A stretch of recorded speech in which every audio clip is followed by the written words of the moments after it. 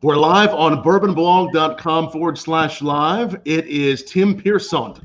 He is the founder of Chattanooga Whiskey there in a wonderful place, Chattanooga, Tennessee, a place I really enjoy going to, driving through. Met Tim a little under 2 years ago. We tried some of your whiskey, and it's great to see you again and have this conversation with you. You too, Tom. Thanks for having me, man. Well, thanks for being here. How have things been going at Chattanooga Whiskey? We've been very happy with our ability to weather the storm.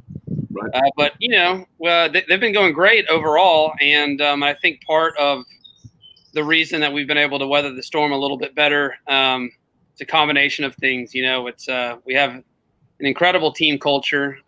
We've put a lot of work into our markets, which I think is a big part of it. And I think our product's good, but the price point, the price point I think is right. It's a very friendly price point. I think that's helped us through some of these rough months.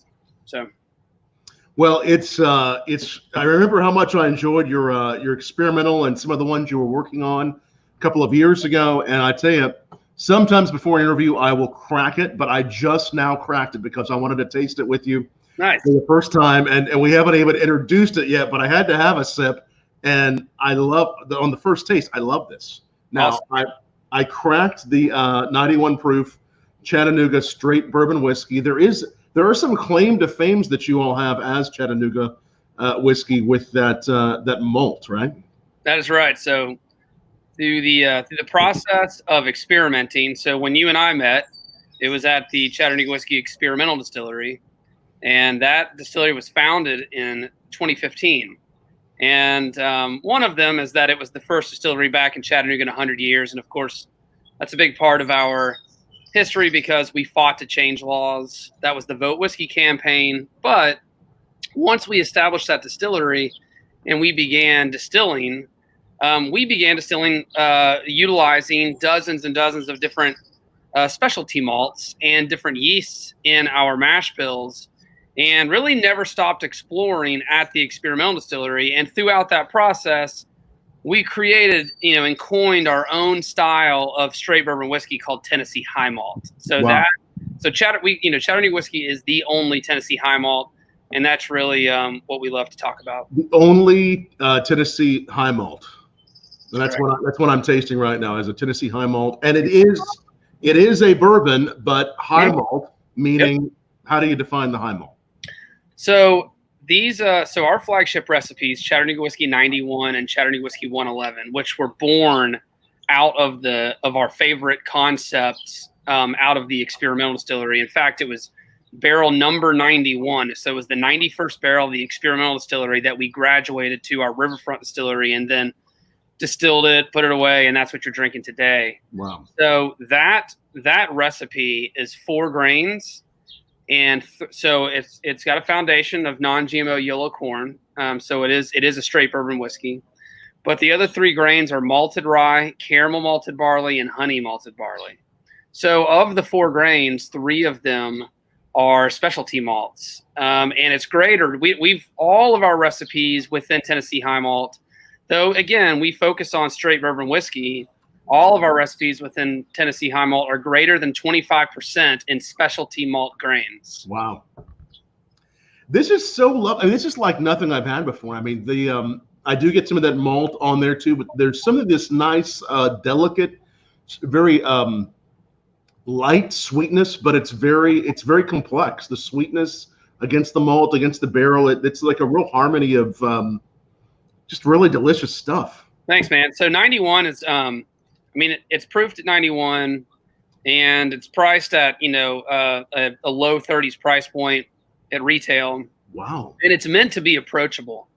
It is. We sold 1816 Reserve and 1816 Cask for 8 years, which was a traditional 3-grain high malt, or sorry, not high malt. It was a traditional 3-grain high rye bourbon out of MGP.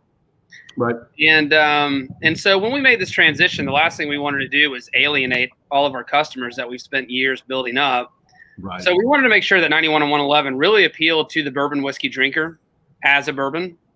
And so I think we accomplished that. But then you talked about depth and complexity. I mean, that's what we were after with this high malt recipe, this Tennessee high malt concept. But then so many more things that we do in terms of how we ferment, how we distill, how we age, Solera barrel finished, all that stuff has an impact on flavor. But 91 is meant to be an approachable bourbon, medium bodied bourbon. Wow, and we're already getting some great comments from other fans of this. I see a mutual friend we both have there, Donald Snyder, is saying how much he enjoys your whiskey and is also awesome. Mentioned your 111 proof, and a lot of other people watching. Our friend James there is saying that you also have an awesome racing team there in your Chattanooga, right? Well, we love, Chattanooga is nestled in the mountains of southeast Tennessee, and it's a very adventurous town. And so, what would our brand be if we didn't partner up with some adventure sports? So right. Yeah, we've got a really cool trophy truck that we race, and a couple other things that we've sponsored. So excellent. So many good people watching us, and again, if you're watching us right now, make sure you share it with your friends, whatever platform you're watching on, share within the bourbonblog.com/live. Tell us down below what you're drinking tonight. We always like to hear if you've had some of the Chattanooga whiskey or whatever whiskey we're drinking, or just tell us what you are drinking. We do this just about every night at 8 p.m. Eastern. So keep on coming back as we bring great people like my buddy Tim on and chase some great stuff. This is just really an incredible whiskey. Okay, so again, you started off about how many years ago was it that you started this?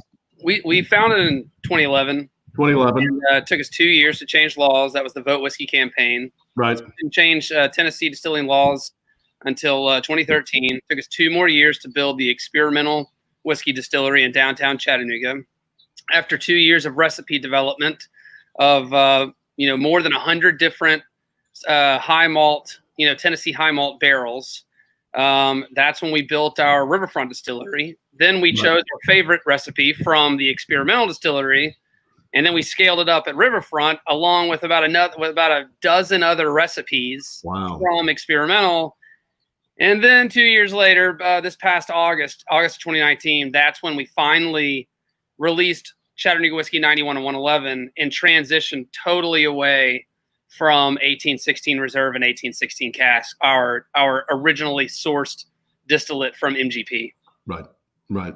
Well, I think it's an exciting way that you've grown this. Now, back when you started with the changing the laws, what were those laws? Were those just the local laws, or what was that process like? Well, it ended up being state laws, but in 2009, that was really the beginning of the craft distilling movement. There were a couple of guys that were lobbying to change distilling laws to open up some Tennessee counties for the first time since Prohibition, and they were successful, but the majority of Tennessee was not, and Chattanooga was not. And so when we started in 2011, 2 years later, we tried to basically get the county or the state to really kind of adopt us into that 2009 bill, but they couldn't, and so we had to form new bills, and we had to kind of start from scratch. And what we ended up, the laws we ended up changing, were that if you could buy, pack at basically at a retail store, and you could purchase at a bar, then you should also be able to get a license to distill within that municipality. So, and there's 95 counties in Tennessee. So that's the law that changed it. It opened up the majority of Tennessee in 2013. Wow, that's amazing that you were able to do that. And what was that process like? Did it took a little bit of time, but you probably got it done a lot quicker than some people. We thought it was going to be done in like a couple months, so it being done in 2 years, or not quite 2 years, but it felt like an eternity. But what's cool about that is, there's putting up a great fight and the community supporting us for so long, and it really becoming a community thing is what made the story good. So in hindsight, I'm glad that that's a big part of our history, and I'm glad that it took as long as it did. So right, it makes it all the much more worth it, and it already has helped a lot of other distilleries do what they're doing, and it's been fun for me to see. Really, there's always been a lot of great products made in Tennessee, but this Tennessee Whiskey Trail has really done some amazing things for tourism and really for all of you, right? Yeah. So absolutely. And so again, when those laws went through in 2013 and opened up the rest of the state, that's when the boom in Tennessee really started happening. Mm-hmm. And shortly thereafter, the Tennessee Distillers Guild formed. Now we have more than 30 distilleries in the Tennessee Distillers Guild. And then, of course, because of that, we were able to form a Tennessee Whiskey Trail, and again, of which more than 30 distilleries are a part of. Obviously, touring Tennessee is going to be a little bit different than touring Kentucky because we're a long, thin state, and to travel from one side to the other takes quite a bit more time. But it definitely has raised some awareness about our craft, and our craft is very unique compared to Kentucky's. It is very different, and it's something that we're proud of. Wow, that's exciting. So over 30 distilleries on that trail right now. Yes. Yep. Incredible. Well, this is so good. I think we'll move on here in a moment to the 111 proof. But again, this is the Chattanooga Whiskey Straight Bourbon Whiskey. It is a Tennessee high malt, and it's at what proof is this? 91 proof. 91 proof. That is 91 proof. Yep, that's why. So we call it Chattanooga Whiskey. We call it Chattanooga Whiskey 91 in honor of the 91st barrel out of the experimental distillery, and because it happened to be a good proof. Our 1816 reserve was 90 proof, and we were like, well, you know what? In order to honor the 91st barrel, we'll just bump it up one proof and call it 91. So it just worked out. If it was 78 or 65, it would not have been nearly as cool, in my opinion. So it just worked out that way. So it's cool. Cool. And again, for those of you just joining us, it's Tim Piersant, the founder of Chattanooga Whiskey there in Chattanooga, Tennessee. If you have any questions for Tim about the whiskey, ask them down below, and keep on liking and sharing this video. So many great people watching us from all across the country that are big fans of craft whiskeys, and we've been doing this really almost since the COVID shutdown started to really support craft distilleries. We've almost done 70 some episodes almost every night. Majority craft distilleries, because I really love the craft distillery movement that has brought us so many tastes and flavors that I don't think we would have something quite like this otherwise, like your whiskey. Yeah, the craft movement has been amazing. I would say I would just encourage everyone to go out there and support your craft whiskeys. Explore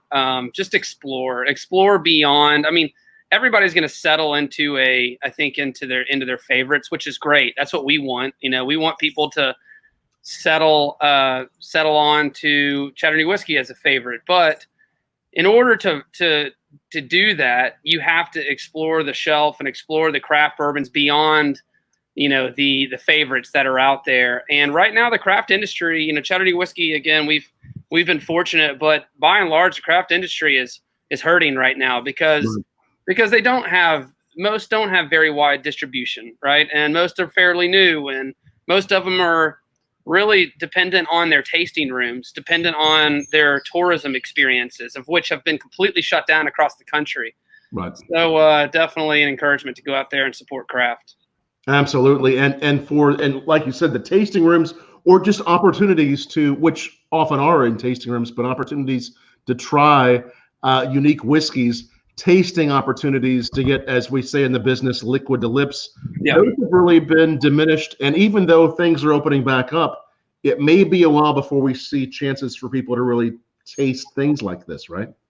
Yeah, I mean, and some markets have opened a little more than others. In Tennessee, I'll say we're maybe fortunate that we were able to open earlier, and from an economic perspective, but from a COVID perspective, well, I don't know. It's too soon to determine, so I can't really answer.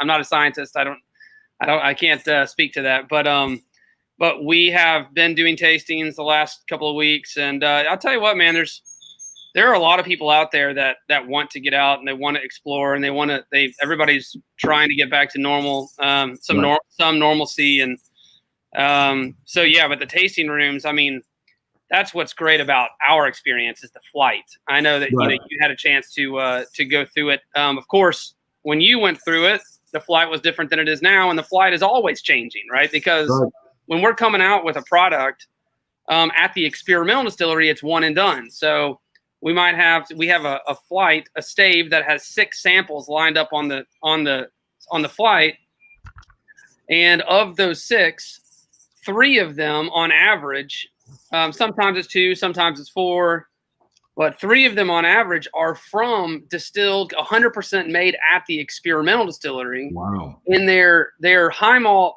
bourbons that you cannot get anywhere else in the world. Just right there. Yeah, we don't just right there. We don't distribute them. So it really opens people's eyes to what bourbon can be and how creative you can be with whiskey. What are some? So you're still doing the experimental series there. What are some of the experiments that you would have, say, on a tasting right now that people would be able to try? So we got a pretty sweet lineup right now. So Chattanooga Whiskey 91, Chattanooga Whiskey 111 are kind of the first 2 on the flight. We also offer what we call Chattanooga Whiskey Silver, which is Chattanooga Whiskey 91 unaged off the still. So and then we have a high malt bourbon barrel aged gin. Which was aged for, I believe, 9 months, 8 or 9 months in a bourbon barrel. And again, it's a high malt gin, so it's very much in line with our Tennessee high malt ways of doing things. And then we have a rum finished high malt bourbon as well, aged in 2 different types of Caribbean rum casks. And nice.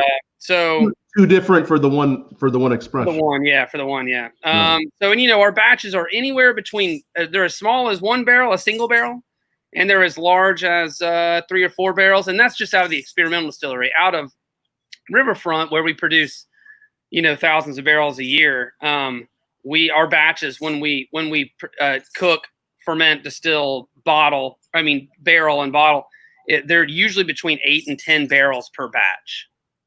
Wow.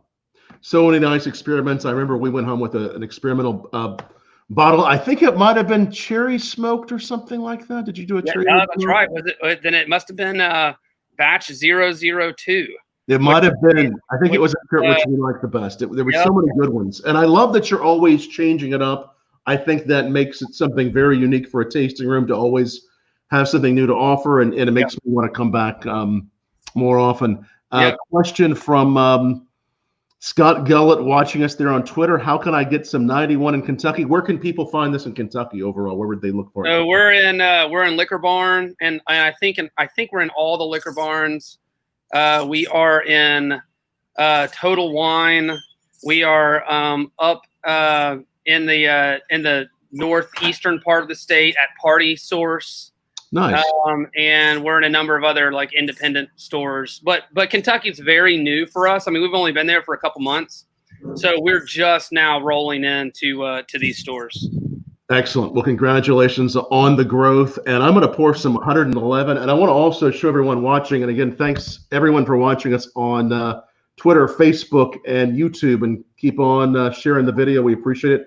I love this bottle. It's very special. You see a lot of really interesting bottles in the industry, but this has this old school sort of made in right there on the bottle, made in Chattanooga. This is a really unique bottle that you guys have put this in to kind of give almost an homage to sort of the old school whiskey bottles, with something very, very forward thinking.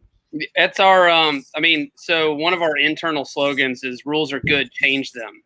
Right. The rules are good aspect is honor history, honor our history, honor the history of 1816 reserve and cask. Right. So it's actually the same that our custom mold was made from the 1816 mold because we wanted to keep the same shape bottle, but change them in as in like, push the envelope, be progressive. And we've obviously changed the rules and changing laws. And now we're changing the rules in producing our own style of straight bourbon whiskey from Tennessee called Tennessee High Malt. And so, yeah, we want to honor history with our bottle. That's where the embossing came from. Nice. And then there's some modern elements as well. Very nice. Well, I'm trying the 111. Again, this is the same recipe, but a little bit different barrel selection. How does this work? Okay, so one thing that's important to note is that obviously at the foundation of Tennessee High Malt for 91 and 111 is the same recipe. It's that non-GMO yellow corn, malted rye, caramel malted barley, honey malted barley. From there, we do a long cold fermentation that really amplifies the flavor of the grain. It's open top fermenters. It allows for natural bacteria in the air to settle in, create additional complexities. Very rare. Most people don't do a 7-day cold fermentation like we do. It's more in the craft brewing industry than it is in the distilling industry. So it definitely helps with flavor and complexity. We distill at a lower proof at 133 proof, whereas the max is 160. We go into the barrel at 115, whereas the max is 125. Again, it's a lower proof going into the barrel to retain flavor. Right. So then when we go into a barrel, we go into a 53-gallon New American White Oak.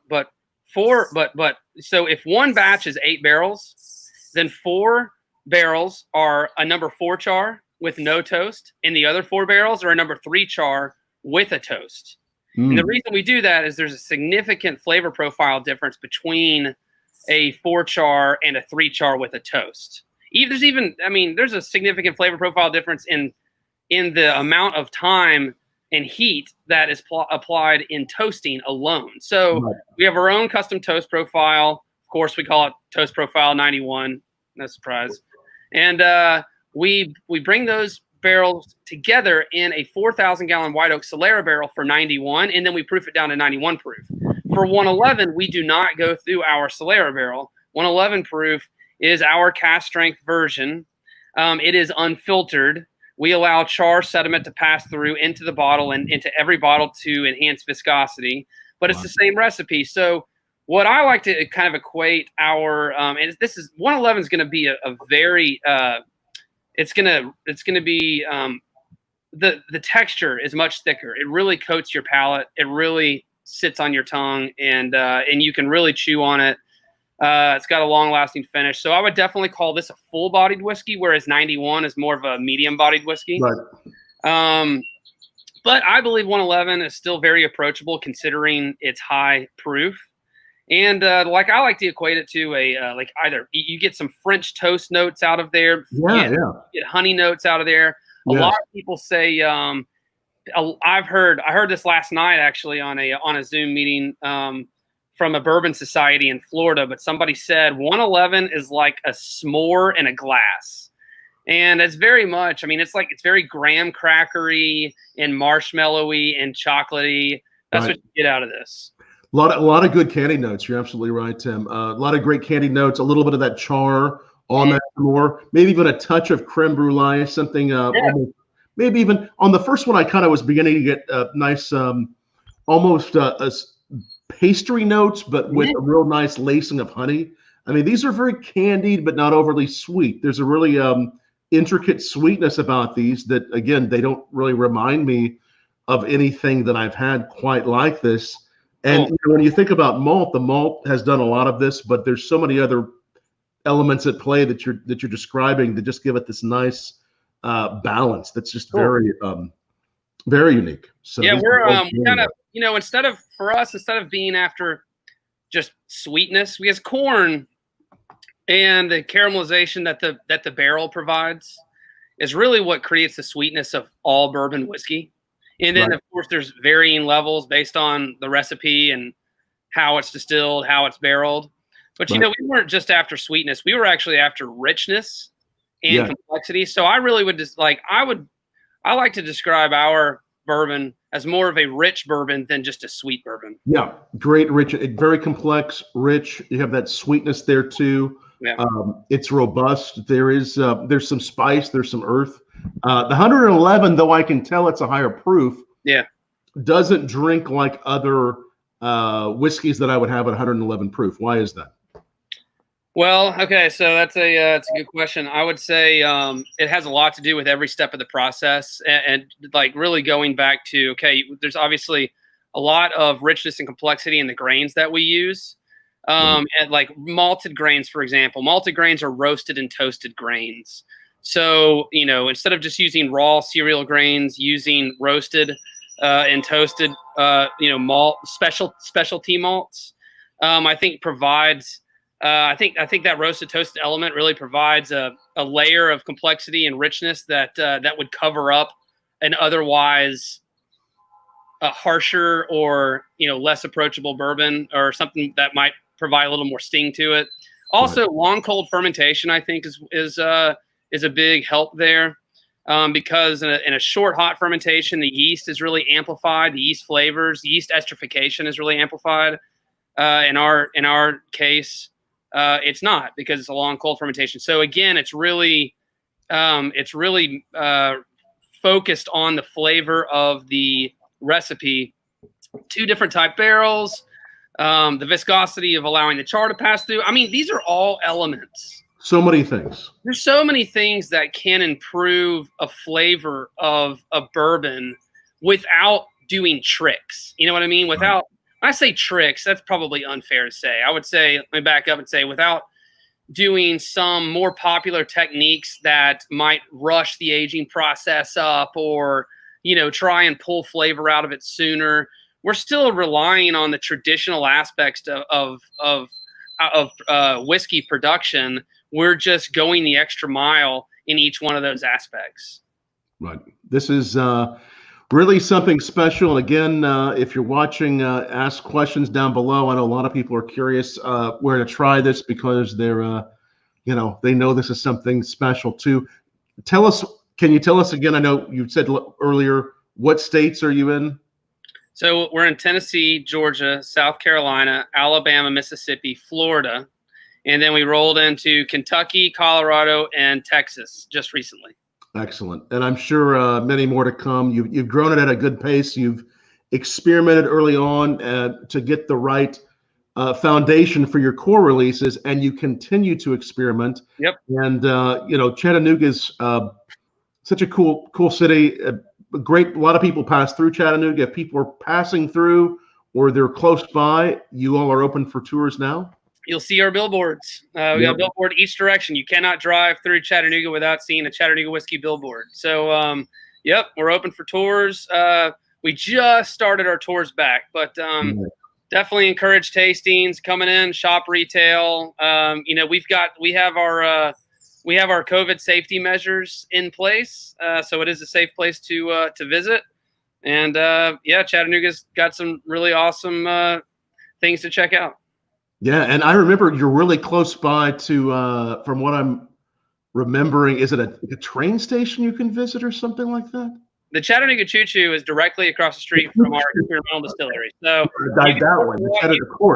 you can walk out one door and walk in the other. So how could I forget that name? And I remember right around the corner, there's a great barbecue place your people sent us to as well. Yes, that was, we have a barbecue spot that is right around the corner called Hi-Fi Clyde's. Right. And we also, we have there's a number of tons of great barbecue. Yeah, I mean, the south side where our experimental distillery is loaded with great food and drink. So it's a great place. We had some good cocktails. What kind of cocktails do you like making with these? I mean, these are so good on their own. I really want to make sure if people try these, try them by themselves. But are there cocktails you think that really help these flavors come alive? That I'm kind of a minimalist when it comes to cocktails personally. Although we have bartenders that work for us that are not minimalist. They can produce some very complicated stuff. Right. But I would say that 111 makes one of the best old fashions I've ever had. Wow. It's just the richness and it just seems like something that an orange peel would marry up with perfectly, right? Yeah. And then in the 91, because of 91's price point, being, in that low $30 price point, don't be scared to make whatever cocktail you want with it. I mean, if I'm not just if I'm going out on the boat and I'm gonna have and I'm not just gonna bring a light lager with me because I know it's gonna be a long day in the sun. I'll mix up a batch of 91 and ginger ale, and it's an amazing drink. So I mean, again, just because they're Tennessee high malt doesn't mean that you can't. They are straight bourbon whiskey at the end of the day, so you can make straight bourbon whiskey cocktails with them. Yeah, no, I could see how they could really do some nice things in both a very simple cocktail, but also very complex cocktails. Can't remember everything we tried that Sunday we came to see you, but I know we had some amazing cocktails at your bar. So these are just so good. So obviously, Tennessee whiskey has always been really well respected across the whole world. We see a lot of big names as we travel the world. People know Tennessee whiskey. This is just a really different kind of Tennessee whiskey. What's it mean to you to be putting your all's name on a whiskey that I'm sure as time goes by will become known as something that's just and already is, such a different standard? What's that mean to you? So for us, we wanted to pave our own path, but we wanted to also honor what was from Tennessee. And that's why Tennessee is, of course, in the name of Tennessee high malt. Chattanooga is a very important city in Tennessee's history. And you'll see, when you look at the embossing of the glass, and you see Tennessee as large as anything else on here. And so there's already very well-known Tennessee brands that produce Tennessee whiskey. They go through the Lincoln County process. Right. And that is their history. And that's not our history. Obviously, without what they've done in the industry, we probably would not be here today. So we're thankful for those guys. But, we did not want to send our whiskey through the Lincoln County process. We wanted to produce a richer, more complex bourbon. And that's where Tennessee high malt came from. So, yeah, I would hope that someday somebody might say that Chattanooga whiskey is the best sipping whiskey from Tennessee. That would be nice. That'd be very nice to have happen. Yes. Well, it is. This is one of the most interesting. I think when you can do something that's interesting, complex, and really stands apart, but also approachable enough for many different people to appreciate, you've really nailed it. And that's what you've done here. Thank you. Appreciate that, Tom. Yeah, absolutely, man. It's so good to see you again here, Tim, and tasting the Chattanooga Whiskey 91 and 111 proof. What's next for you? Any upcoming releases that we're going to see on the larger scale in addition to just the experimental ones? So we have some single barrels that are coming out, but there were so few this year. They're heavily allocated. I think we had a total of 25, and when you spread 25 across 9 markets and thousands of accounts, it gets pretty complicated. So we do have a single barrel label out there that some may be able to get their hands on. The next kind of partnering SKU or shelf set, the next kind of like mainstay to join the shelf set of 91 and 111 will be a rye malt. So it's called it is a Tennessee rye malt. And it is coming out in just a few months, and we'll be excited to announce details on that. And then, we're going to continue to have releases here and there, and of course, experimental. Every few months, experimental will always have something interesting to sip on. So, always something new and fun. That rye malt, obviously, we're going to have some rye in there, but what kind of flavors will we be picking up on that? Well, it is a rye malt, so not just your traditional raw rye grain. So instead of just, you do get some hints of a traditional spice out of it, but because there's a multitude of malted rye in there that provide that kind of roast and toast to them, you're gonna get a very Tennessee high malt style, like a 91 111 meets a rye style of whiskey. So. Wow, that'll be fun. That'll be maybe in the fall. We'll be seeing that, or yeah, cool. I'll be in touch. We'll make sure we bring you that news on bourbonblog.com. Yeah, and keep on coming back, y'all. Everybody watching still to bourbonblog.com live, and make sure you look for Chattanooga Whiskey. Follow them. They have some great photos up on Instagram and all the great places you can find Chattanooga Whiskey and seek it out. If it's not in their market, are there places they can order it online that you know of? Yes. So Seelbachs, SEELBACHS.com. Seelbachs.com carries Chattanooga whiskey, and they carry a couple of experimentals from time to time as well. I mean, they sell out of them pretty quickly, but I want to say they ship to somewhere around 30 states. Okay. So there's a chance that that they ship to your state. The easiest thing to do is to go to ChattanoogaWhiskey.com. And then you can explore our distilleries, you can explore our whiskeys and all of our batches, but you can also you can get to Seelbachs.com through our website as well. So you can actually get it through just going to ChattanoogaWhiskey.com and you can find a way. Yep. 30 states, that's a good number of them. You've covered a good number of them. Yeah. Excellent. Well, I will stick this up there as well for everyone to see it.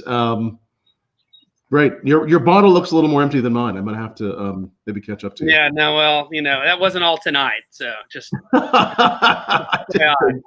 There it is. ChattanoogaWhiskey.com. That's the place to go to learn more. And if anyone wants to drop me a line, always feel free to drop me a line at tom@bourbonblog.com. We can talk about whiskey. We can talk about hosting a tasting, be it an online tasting or one in person. I'll be traveling up again soon. I kind of did the recreational whiskey tasting series for a while, but I'll be back on the road soon. And we're going to have to do something with you there in Chattanooga to do some sort of a fun event with you, man. I would love that, man. Fun seeing you. I would love that. Cool. Thanks so much, Tim, for joining us on Bourbon Blog Live.